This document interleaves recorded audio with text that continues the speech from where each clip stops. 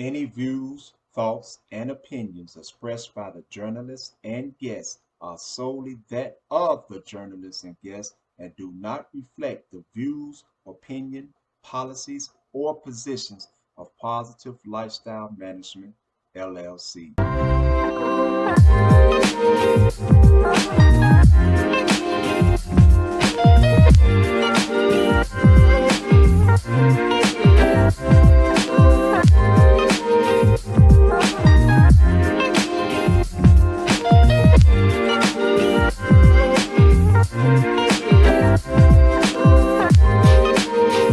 And let's get to it. Got my brother Blalen on tonight, and we're going to clear the smoke on a lot of topics. Brother Blalen, let's Yes, clear the sir. smoke. Let's do it. Let's clear the smoke, my brother. Now, we clear the smoke, man, because there has been some very interesting topics that has taken place over the last week or two. And in these topics that has taken place, things have been discussed as about incidents versus the duck quacking. So without me saying anything else, I'm gonna let the brother Blalen go in and say what's going on, because he has some very important things that he would like to say. Brother Blalen. Yes, peace and blessings to everyone present, those watching live, and those who are watching recorded.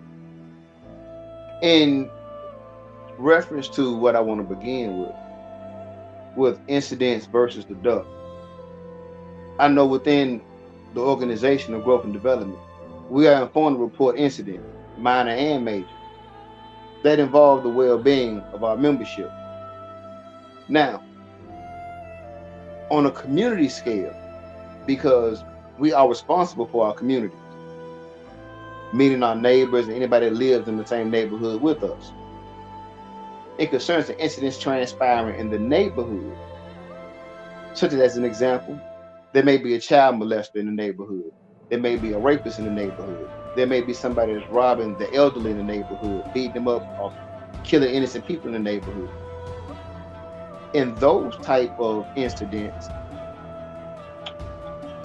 being that we don't, I'm not going to say don't communicate or talk to the police, because in life you're going to engage in conversation with anybody, and they can be a police officer. But we don't snitch, as they would say in the street. We don't tell on people, as they say in the streets. So the question becomes, with those incidents, do they get reported or do they get ignored? Do we handle them ourselves, and what's the diplomatic way of handling those incidents to where it's beneficial for all parties involved? Because as you know, we're not vigilantes against the law of the land.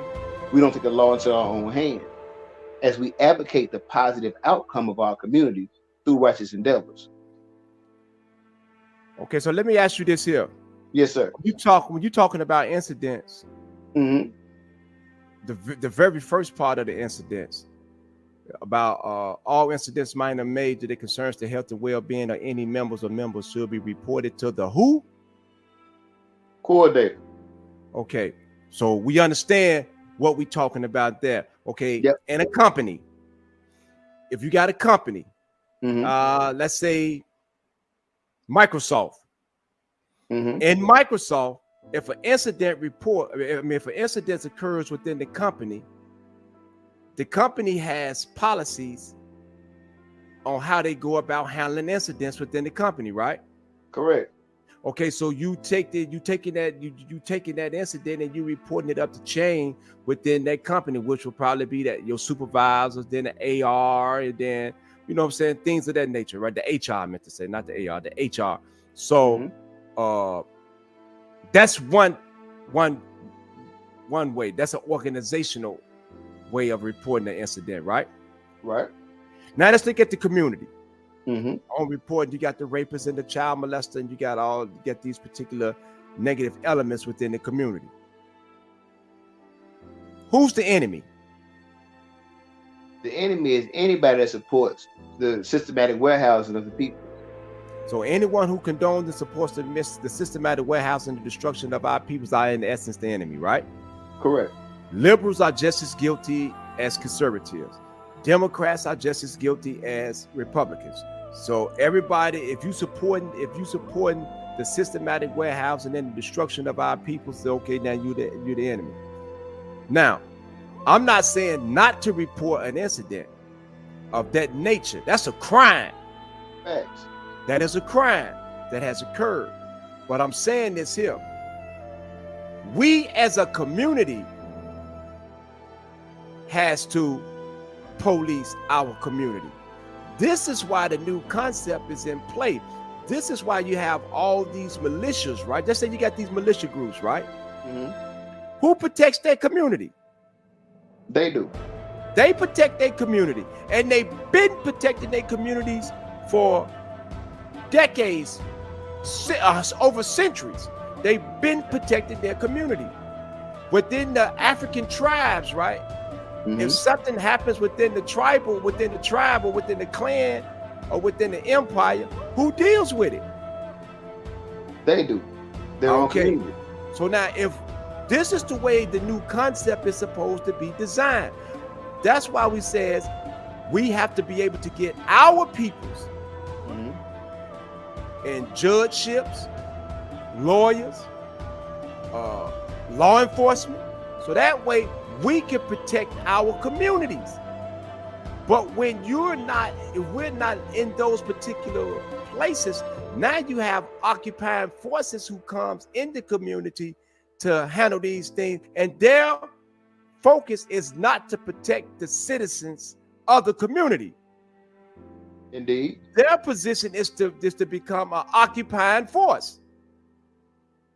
Mm-hmm.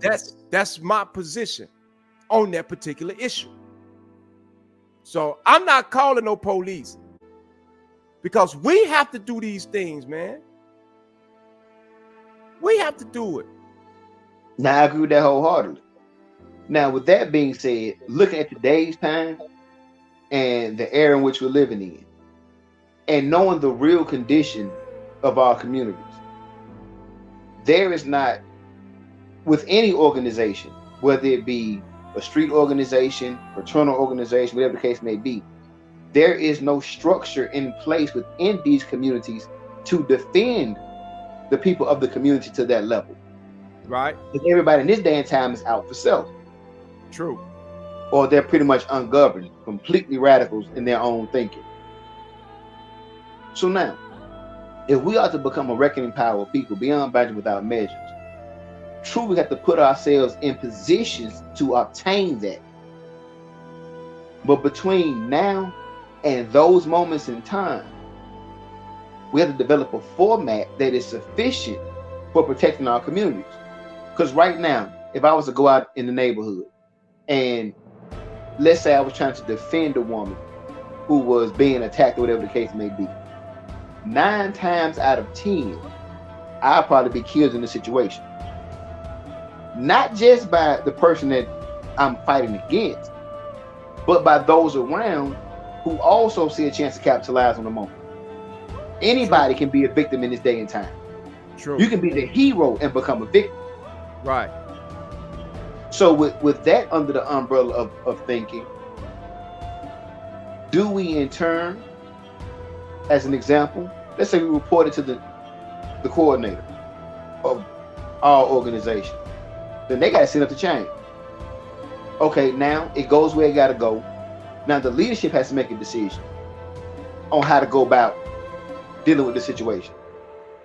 If the leadership hasn't been taught, groomed, or designed a format or program to address these types of moments, then the community is still left vulnerable. So in turn, we're still not fulfilling our position. So that's where initiative steps in at. Correct. Somebody has to take the initiative. That's where the initiative comes, because now let's just say this here. Mm-hmm. We have become occupying forces within our own community. Now we getting there. You know what I'm saying? We are occupying forces, because if we are allowing crime to run rapid and we are doing crime in the community and we're not helping the community to prevent crime, we a pariah ourselves. We're part of the problem. Mm-hmm. You know what I'm saying? Now, I'm not saying that the way I came up was all perfect, because I was part of the problem within our community. But the one thing that we would do in our true lack of understanding, we ain't understanding. We was destroying the community on one hand, but we say we're going to protect the community on the other hand by not letting people do crime. But we're going to do crime ourselves. We're going to sell drugs, but you can't rob old peoples. You can't do this here. You can't do that. But we could do this over here because we're protecting the older. But it's like what gets enforced. Yeah. So we changing one occupying force and putting another occupying force there. You know what I'm saying? Mm-hmm. So what you are saying is that I agree with this here, but I don't agree, me personally. And I'm just gonna stand on this here, man. I don't believe in going to law enforcement, man. Understood. Because my understanding of law enforcement has never been favorable. Never. Fact. I've had a brother to be shot in the head that's paralyzed on his left side of his body, on the left side of his body right now. I've had a brother that's been killed. My cousin Nut has been killed. My cousin Red was killed. My cousin Isha has been killed. And I've never, ever in my life thought about telling.